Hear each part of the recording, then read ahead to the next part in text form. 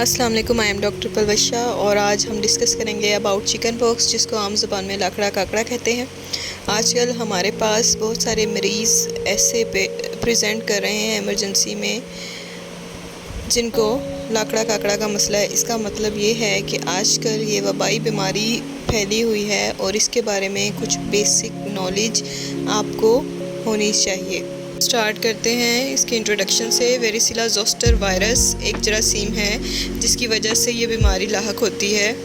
इसका mode of transmission क्या है, एक बंदे से दूसरे बंदे में कैसे ट्रांसफ़र हो सकती है। एक मरीज़ है, उसने खांसा है या छींका है तो उसके जरासीम हवा में मौजूद हैं, उस हवा में आपने सांस ली है और वो जरासीम आपके अंदर चला गया। दूसरा है कॉन्टेक्ट टू कॉन्टेक्ट, उस बंदे के दानों से पानी निकल रहा है, वो पानी आपकी जिल्द से टच हो गया है। तो ये दो मोड ऑफ़ ट्रांसमिशन है, एक एयरबोर्न और दूसरा कॉन्टेक्ट टू कॉन्टेक्ट। फिर इसकी अलामात क्या होती हैं। अलामात में बुखार हो सकता है, सर दर्द, जिस्म में शदीद किस्म का दर्द, पेट ख़राब या खांसी, और ये अलामात दाने बनने से 2 दिन पहले मरीज़ को आती हैं।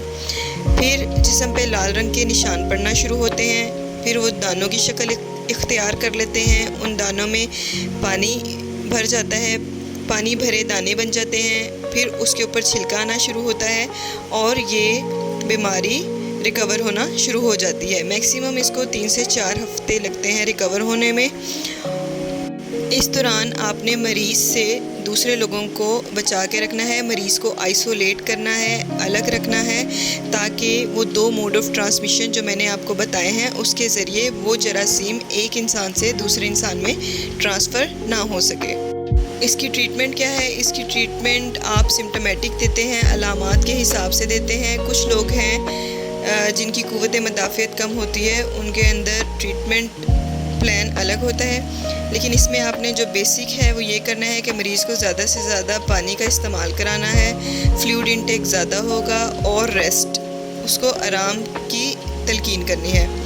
फिर अगर कोई सेकेंडरी बैक्टीरियल इन्फेक्शन हो जाता है, फॉर एग्ज़ाम्पल मरीज़ को ख़ारिश हुई है, उसने उस ज़ख़म को ख़ारिश करके छील लिया है, तो उस जगह जिल्द के इन्फेक्शन हो जाता है जिसको हम सेकेंडरी बैक्टीरियल इन्फेक्शन कहते हैं। उसमें आपको एंटीबायोटिक्स देने की ज़रूरत पड़ेगी। ये दाने शदीद किस्म के ख़ारिश वाले होते हैं, इसलिए मरीज़ के नाखूनों को तराश के रखना है आपने, ताकि वो इचिंग से उसको बचाना है, इचिंग करने नहीं देना, उसको कहना है ख़ारिश ना करें। और अगर नाखून छोटे होंगे तो वो सेकेंडरी बैक्टीरियल इन्फेक्शन से बच सकेंगे। ख़ारिश से बचाने के लिए उसको आपने सूदिंग लोशन हम एडवाइस करते हैं वो देंगे, लेकिन उसका इफ़ेक्ट टेम्परेरी होता है, थोड़ी देर बाद फिर से इचिंग स्टार्ट हो जाती है। सो प्लेंटी ऑफ फ्लूइड्स और रेस्ट। दूसरा सूदिंग लोशन हम देते हैं। तीसरा उसको आपने नहाने के लिए कहना है, नहाने से अच्छा इफ़ेक्ट आएगा उसको। ये एक मिथ है कि चिकन पॉक्स में नहाना नहीं चाहिए, ऐसा नहीं है। आपने अपने मरीज़ को नहलाना है, उसको एडवाइस करनी है कि वो नहाए। फिर आ जाते हैं वो एज ग्रुप, जैसे फॉर एग्ज़ाम्पल 1 साल से छोटे बच्चे, न्यूबॉर्न, या फिर बूढ़े लोग, या फिर हामिला ख़वातीन, या जिनकी क़ुव्वत मदाफ़ियत कम है, जैसे शुगर के मरीज़ या कैंसर के मरीज़। इन लोगों में एंटीवायरल हम देते हैं। एक एंटीवायरल मेडिसिन्स हैं, एसाइक्लोवीर या कोई और जो भी हम इस्तेमाल करते हैं डॉक्टर्स, वो उन पेशेंट्स को देंगे हम जिनकी क़ुव्वत मदाफ़ियत कम होती है। फिर आ जाता है कि कौन कौन सी कॉम्प्लिकेशंस हो सकती हैं। चिकन पॉक्स की कॉम्प्लिकेशंस भी उनमें देखी जाती हैं जिनकी क़ुव्वत मदाफ़ियत कम होती है। सो कॉम्प्लिकेशंस में आ जाती हैं एक सेकेंडरी बैक्टीरियल इन्फेक्शन, जिसके बारे में मैं आपको बता चुकी हूँ। दूसरा आपके लंग्स में, फेफड़ों में इन्फेक्शन हो सकता है जिसको हम नमूनिया कहते हैं, या दिमाग में इन्फेक्शन हो सकता है जिसको हम एन्सेफेलाइटिस कहते हैं।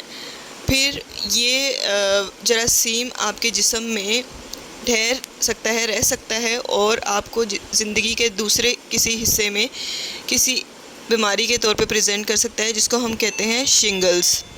वैक्सीनेशन अवेलेबल है। 1 साल से बड़े बच्चों में हम इसकी फ़र्स्ट डोज़ लगाते हैं और 4 से 6 साल के दरमियान इसकी सेकंड डोज़ लगती है जिसको बूस्टर डोज़ कहते हैं।